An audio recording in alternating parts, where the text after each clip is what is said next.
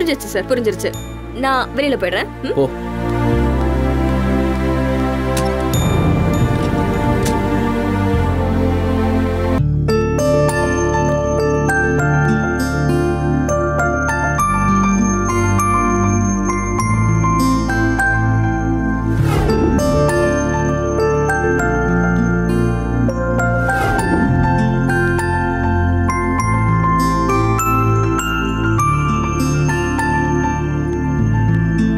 தங்கச்சி, இங்க என்னமா பண்ற?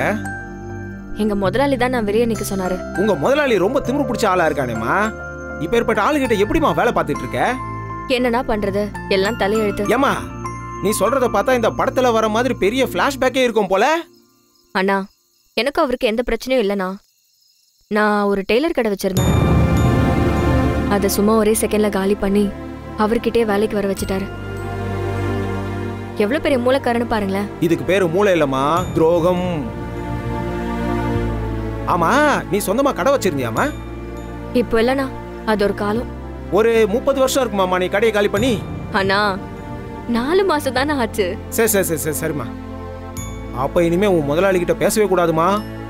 ஆளு ரொம்ப டேஞ்சரான ஆளா இருக்காரு. நானும் அப்படிதானே நினைப்பேன். ஆனா நிலைமை சரியில்லைண்ணா. இத பாருமா, கெட்டது பண்ணி நம்ம பணக்காரனா வாழ்றது முக்கியம் இல்ல, நல்லது பண்ணி நாம நாமளாவே வாழணும். அதாம்மா வாழ்க்கை. நீங்க கூட என்ன மாதிரி தான் இருக்கீங்க. அப்படிலாம் இல்லம்மா. உன் இடத்தெல்லாம் நான் இருந்தேன்னு வச்சுக்க, மன்னிச்சே இருக்க மாட்டேன். மண்டை மேல கட்டை தூக்கி போட்டிருப்பேம்மா.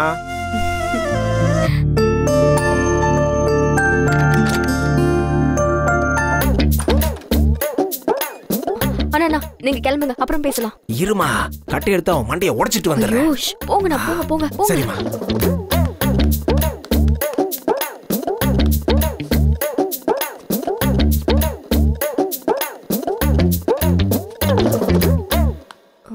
சார், சார், ப்ளீஸ் கொஞ்சம் வெளியே வெயிட் பண்றீங்களா? ஏன், நான் எதுக்கு இப்போ வெளியெல்லாம் போகணும்? அதெல்லாம் என்னால் முடியாது. சார், இதுக்கெல்லாம் உங்களுக்கு விளக்கம் சொல்லணுமா சார்? அதுதான் ஏன்னு கேட்குறேன். சார், நானும் ட்ரெஸ்ஸை மாத்திட்டு ரெஃப்ரெஷ் ஆயிட்டு வரணும்ல.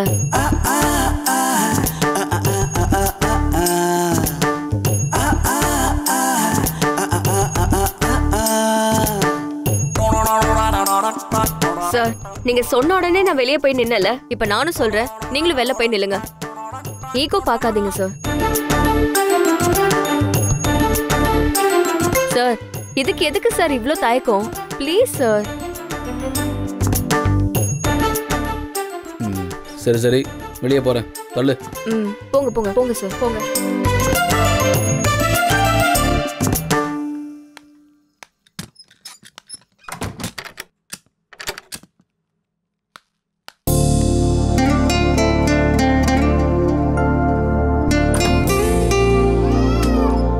அழாதடா செல்லம், ஒண்ணும் இல்லம்மா, ஒண்ணும் இல்லடா. சரி சரி சரி சரி, அம்மா இருக்கல்ல, அழாதுமா. இங்க பாரு, இங்க பாருங்க, இங்க பாருங்க. ஒண்ணும் இல்லடா செல்லக்குட்டி. ஜோ ஜோ ஜோ, ஒண்ணும் இல்லம்மா. பாவம் சார் அந்த குழந்தை. ஆமாமா, ஒரு டிஸ்டர்பன்ஸா இருக்கு. சார், ஏன் சார் குழந்தை ஏன் சலிச்சுக்கிறீங்க? பாவம் சார். நம்மளாலே இந்த சூழ்நிலையை சமாளிக்க முடியல, குழந்தையால முடியுமா? உள்ளுக்குள்ள அதுக்கு என்ன செய்யுதோ. பட்டு செல்லம், இங்க பாருமா, இங்க பாருமா. அக்கா, என்னாச்சுக்கா குழந்தைக்கு? தெரியலம்மா, பசியா இருக்குன்னு பழம் ஊட்டினேன், அதை கூட சாப்பிட மாட்டேங்கிறா. என்கிட்ட கொடுங்க, என்கிட்ட வர சொல்லும். வா வா வா வா. பாப்பாக்கு என்ன வேணும்? அழக்கூடாது, செல்லல. செல்லக்குட்டி, இங்க பாருங்க, பாப்பாக்கு சாக்லேட் வேணுமா? அழக்கூடாது, சரியா? செல்லக்குட்டில அம்மா பாவம் இல்ல, நீங்க அழுதா அவங்க மனசு கஷ்டப்படும் பாத்தியா? அக்கா ஒரு பாட்டு பாடுறேன். சின்ன சின்ன மோட்டர், சிங்கார மோட்டர், 4 சக்கர மோட்டர், பாம் பாம் மோட்டர். என் செல்லக்குட்டில அழக்கூடாது. அக்கா, அந்த பழத்தை கொடுங்க. செல்லக்குட்டில சாப்பிடுங்க. செல்லக்குட்டில சாப்பிடு குட்டி. பரவாயில்லையே, பெத்த அம்மா விட ஒரு குழந்தை எப்படி சமாதானப்படுத்தணும்னு உனக்கு தெரிஞ்சிருக்கே. சாப்பிடவே மாட்டான்னு அடம் பிடிச்சிட்டு இருந்தா, நீ சாப்பிடவும் வச்சு குழந்தைய நல்லா தூங்கவும் வச்சுட்ட. எல்லா குழந்தைங்களுக்கும் பாட்டு பிடிக்கும்க்கா. நம்மளை விட குழந்தைங்க ரொம்ப ரசனையானவங்க. பாட்டு சத்தம் மட்டும் இல்லாம பறவைங்களோட சத்தத்தை கூட குழந்தைங்க ரசிக்கும். நாம தான் குழந்தைங்களுக்கு ஒண்ணுமே தெரியாது அப்படின்னு சொல்லி அவங்கள ஒரு சின்ன வட்டத்துக்குள்ள சுருக்கிறோம். ஆமாமா, பெரிய பீடியாட்ரிஷியன் எல்லாம் தெரிஞ்ச மாதிரியே பேசுவா. இந்தாங்கக்கா, குழந்தை வாங்கிக்கோங்க.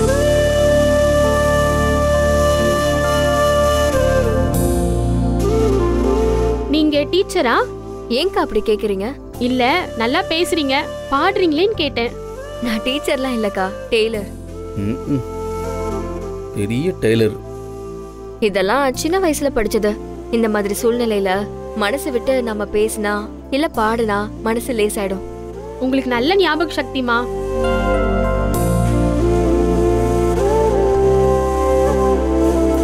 தம்பி, உங்க வீட்டுக்கார அம்மாவுக்கு நல்ல திறமை இருக்கு, அவங்கள என்கரேஜ் பண்ணுங்க.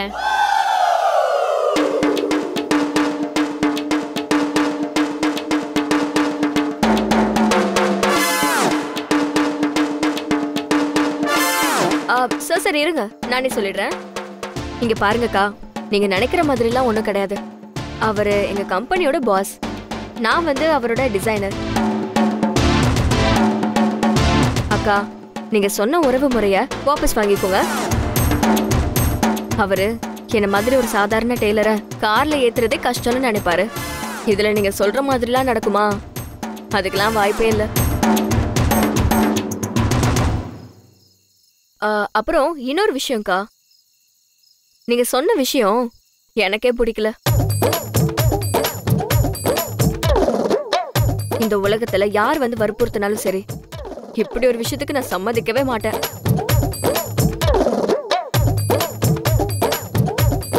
என்ன சார், ஓகே தானே?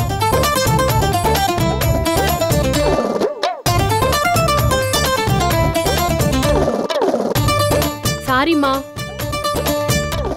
சாரி தம்பி, நான் தெரியாம சொல்லிட்டேன்.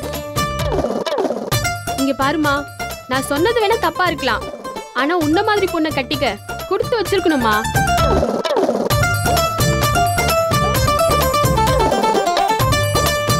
இந்த காலத்து பொண்ணுங்க குழந்தை பெத்துக்கிறதுக்கும் வளர்க்கறதுக்கும் ரொம்ப யோசிக்கிறாங்க. ஆனா நீ எங்க குழந்தைன்னு கூட பார்க்காம தூக்கி பாட்டு பாடி இந்த பழத்தை ஊட்டி அப்படியே அழகா தூங்க வச்சுட்ட. நீ அருமையா குடும்பம் நடத்துவமா?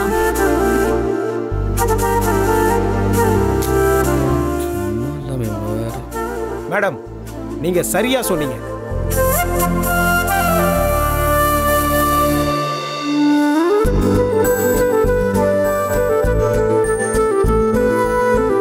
அண்ணா, ஒரே ஒரு பழம் தான் இருந்தது, அதையும் குழந்தைக்கு ஊட்டிட்டேன். எங்களுக்கு சாப்பிடறதுக்கு எதுவும் இல்ல. என் வீட்டுக்கார் வெளியில போயிட்டு ஒண்ணுமே வாங்க முடியலன்னு வந்துட்டாரு. கடையில இருந்த பொருள் எல்லாத்தையும் வாங்கிட்டு போயிட்டாங்கம்மா. இப்ப எதுவுமே கிடைக்காதேம்மா. என்னென்ன இப்படி சொல்றீங்க? பசின்னு சொல்றவங்களுக்கு ஆதரவா 4 வார்த்தை சொல்லலாம்ல. இப்படி கழட்டி விடுற மாதிரிலாம் பதில் சொல்லக்கூடாது. நான் என்னம்மா பண்ணுவேன்? நான் அந்த அர்த்தத்திலலாம் சொல்லலம்மா, இருக்கிற சூழ்நிலையை சொன்னேன். அக்கா, நீங்க தப்பா நினைக்கலனா எங்க கிட்ட பழமும் பிஸ்கெட்டும் இருக்கு, நான் அதை வேணா தரட்டுமா? இல்ல, உங்களுக்கு வச்சிருக்கிறத எங்களுக்கு கொடுத்துட்டா நீங்க என்ன பண்ணுவீங்க? பரவாயில்லக்கா, நாங்க எப்படியாவது சமாளிச்சுக்கிறோம். இருங்க, நான் எடுத்துட்டு வரேன். நல்லா வந்து சிக்கன, நல்ல சாப்பாடு இல்லை, குடிக்க தண்ணி இல்லை, நிம்மதி சுத்தமா இல்லை. இங்கிருந்து எப்படி வெளியே போறதுன்னு தெரியல.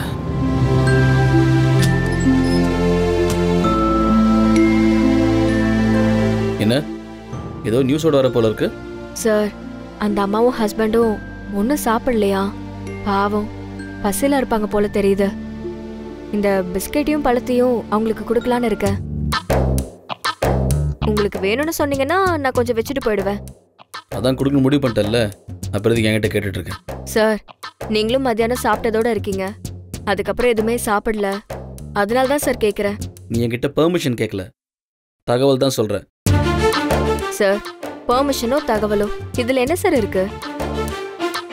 இப்போ இருக்க சூழ்நிலையில் எல்லாரும் வாயும் தொண்டையையும் நினச்சிக்கணும், அவ்வளோதான் சார். அதோட உதவி பண்றதுக்கு மனசு மட்டும் தான் சார் முக்கியம். யாரோட அனுமதியோ எதிர்பார்க்கணும்னு அவசியம் இல்ல. நீங்க செல்வா அண்ணா கிட்ட இதெல்லாம் வேறன்னு சொன்னதால அவங்களுக்கு கொடுக்கலாம்னு முடிவு பண்ணிட்டேன். அவ்வளவுதான். எல்லா நேரத்துல எல்லாருக்கும் உதவி பண்ணிட்டு இருக்க முடியாது அபி. முதல்ல அதை புரிஞ்சுக்கோ. ஏன் பண்ண முடியாது? இந்த மாதிரி சூழ்நிலையில எல்லாரும் எல்லாத்தையும் ஷேர் பண்ணிக்கணும். அதான் மனிதாபிமானம். சரி, உன் இஷ்டத்துக்கு ஏதாவது பண்ணு. அப்படி தானம் தர்மம் பண்ற மாதிரி சொல்லாதீங்க சார். என் பங்கு தான் நான் கொடுக்கலான்னு இருந்தேன். நீங்க வேணான்னு சொன்னதால தான் உங்க பங்கையும் சேர்த்து கொடுக்க போறேன். சரி சரி, கொண்டு போய் கொடு போ.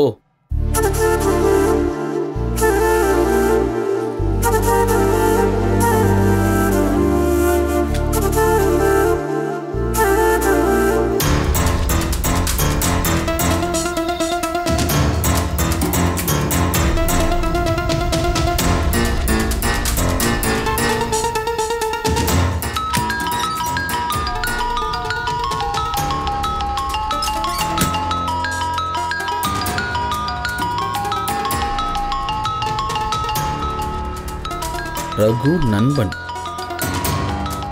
ஒரு இடியட்டுக்கு இன்னொரு இடியட் ஃப்ரெண்ட்.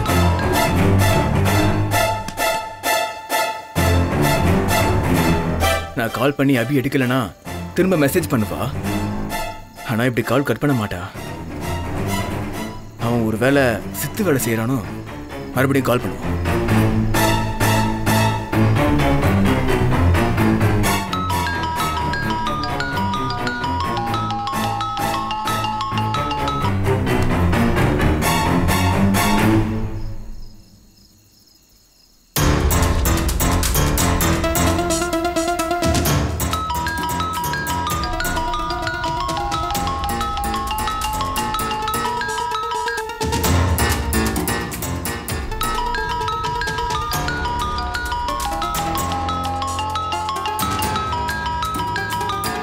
எங்கே போயிருந்த?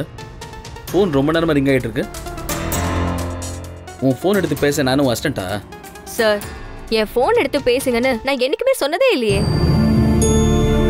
என் பக்கத்தில் ஃபோனை வச்சுட்டு போனால் நான் என்ன பண்ணுவேன்? என்ன டிஸ்டர்ப் பண்ணது? ஒன்று அதை எடுத்து நான் பேசணும், இல்லை கட் பண்ணணும். அதானே பண்ண முடியும். அப்போ எனக்கு வந்த ஃபோனை நீங்க கட் பண்ணிருக்கீங்க. நான் ஏன் உன் ஃபோனை கட் பண்ண போகிறேன்? அது எனக்கு தேவையில்லாத விஷயம். இந்தா.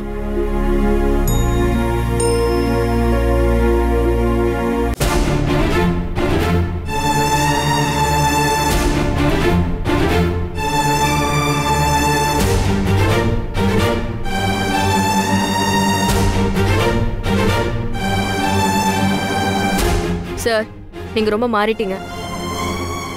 எந்த அளவுக்கு மாறிட்டீங்கன்னா, ரொம்ப உயரத்துல இருந்தீங்க, இப்ப அப்படியே தலைகீழ விழுந்து சின்ன குழந்தைய விட கேவலமாயிட்டீங்க.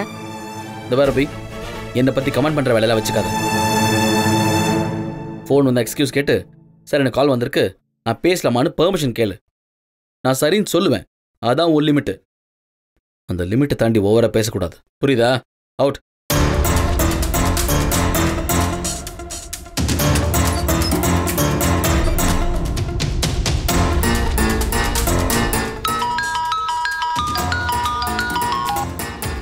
ஹலோ, சொல்லுடா ரகு. அபி, நீ என்ன சாதாரணமா பேசிக்கிட்டு இருக்க? உனக்கு என்னாச்சு ஏதாச்சுன்னு சொல்லிட்டு இங்க எல்லாரும் உயிரை கையில பிடிச்சிட்டு உட்காந்துட்டு இருக்காங்க, தெரியுமா உனக்கு? டேய், நீ வேணும்னா உயிரை கையில பிடிச்சு உட்காந்துருப்ப. எல்லாரையும் ஏன்டா சேர்த்து சொல்ற? என் அப்பா கிட்ட தகவல் சொன்னியா? சொன்ன பரவாயில்ல, நாளைக்கு மறுநாள் கூட வரட்டும்னு சொல்றாரு. அப்புறம் எதுக்குடா போய் சொன்ன எல்லாருமேன்னு? சரி, உனக்கு என்னதான் ஆச்சு? இப்ப நீ எங்க தான் இருக்க? ஆமா, நீ இருக்கிற இடத்துல கலவரமாமே. ஆமாண்டா, கலவரம் தான். எங்கேயும் நகர கூட முடியல. லாட்ஜ்ல வந்து தங்கி இருக்கோம். என்னது, லாட்ஜ்லயா? அவங்க கூட எதுக்கு நீ லாட்ஜ்ல எல்லாம் தங்கி இருக்க? நீ எங்க இருக்க, எந்த இடம்னு சொல்லு. எந்த நேரமா இருந்தாலும் பரவாயில்ல, நான் பைக் எடுத்து வந்து உன்னை கூட்டிட்டு வந்துடுறேன். முட்டாளா நீ? கண்ணு முன்னாடி பல பேரை கத்தியால குத்தி ஹாஸ்பிட்டலுக்கு தூக்கிட்டு போயிருக்காங்க. நானே பார்த்துட்டு வந்து பதறி போயிருக்கேன். எனக்கு அதை நினைச்சாலே கை காலம் நடுங்குது. நீ என்ன பேசிக்கிட்டு இருக்க? இங்க பாரவி, எனக்கு அதெல்லாம் முக்கியம் இல்ல. எனக்கு நீ தான் முக்கியம். நான் உடனே வரேன், வந்து உன்னை கூட்டிட்டு போயிடுறேன். ரகு, நான் சொல்றது கொஞ்சம் கேளு ரகு. எப்பவும் உணர்ச்சி வசப்பட்டு அவசரத்துல ஒரு முடிவு எடுக்காத. முட்டாள் தான் அந்த மாதிரி முடிவு எடுப்பான். எப்பவும் முட்டாளா இருக்க கூடாது. கொஞ்சம் பொறுமையா யோசி, புத்திசாலியா யோசி. இவ்ளோ பெரிய பிரச்சனை இருக்கும்போது உன்னாலையும் என்னாலையும் எதுவும் செய்ய முடியாதுடா. தப்பிச்சு ஓடி வரவும் முடியாது. நான் இங்க இருந்துதான் ஆகணும். இவர் நல்லவரோ கெட்டவரோ நான் இவர் கூட தங்கிதான் ஆகணும். இது சூழ்நிலை, விட்டுடுறா. அப்படியெல்லாம் விட முடியாது அபி. சரி, நீ ஏதோ கோவமா பேசுற, நான் அப்புறம் பேசுறேன். நீ போன வை. அபி அபி என்னடா? இல்ல அபி, நான் சொல்ற விஷயம் உனக்கு புரியல அபி. சொன்னா கேளு, வேணாம். ரகு, நீயும் நானும் அவர் தேவலன்னு தீர்மானிக்கலாம். ஆனா கடவுளை பாரு, அவர் பக்கத்திலே என்ன உட்கார வச்சிருக்காரு. என்னமோ நடக்குதுடா, விட்றா. எல்லாமே கடவுள் பார்த்து பாரு. நீ என்னமோ செய், போனை வை. நான் ஏன் போனை வைக்கணும்? நீ தானே கோவமா இருக்க, நீ போனை வைடா. நான்லாம் போனை வைக்க மாட்டேன், நீயே வச்சிடு. இங்க பாரு ரகு, நேர்ல மட்டும் இருந்தேன்னு வையேன், அப்படியே அரைஞ்சிருவேன். இங்க பாரு அபி, நான் போனை வைக்க மாட்டேன். நீ வேணா வச்சுக்கோ. எனக்கு திமிரு கொஞ்சம் ஆணவம் இருக்கு. அது எல்லாத்தையும் அடமான வச்சு கடலை மிட்டாய் வாங்கி தரியா? பைத்தியம், மென்டல் மாதிரி பேசாத.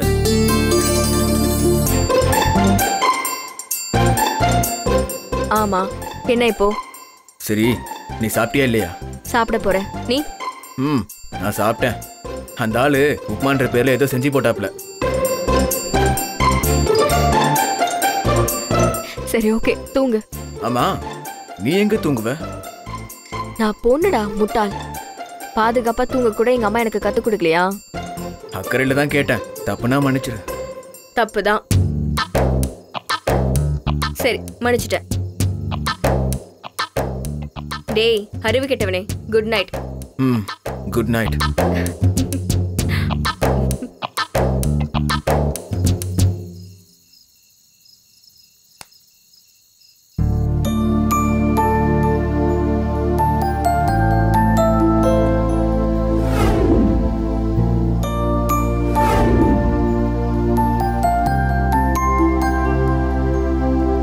ஒரே ஒரு ரூம்ல இவ கூட தங்கவே முடியாது.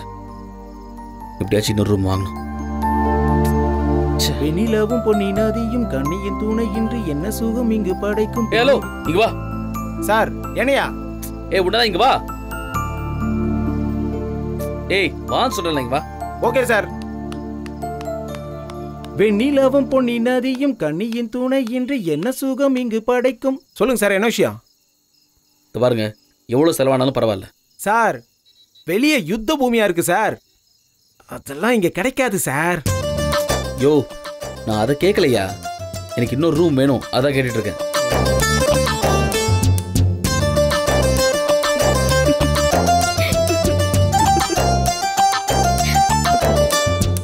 சார், இங்க பாருங்க, பிரச்சனை காசு கிடையாது சார்.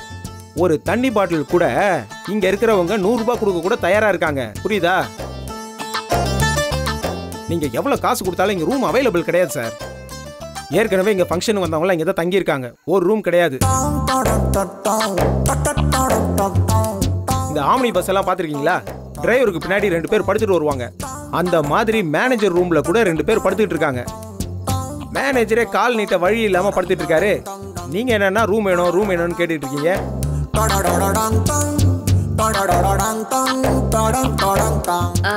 அண்ணா, எவ்வளவு செலவானாலும் பரவாயில்லன்னு சொன்னாரே, எவ்வளவு பணம் வச்சிருக்காரா? கொஞ்சம் கேட்டு சொல்லுங்க.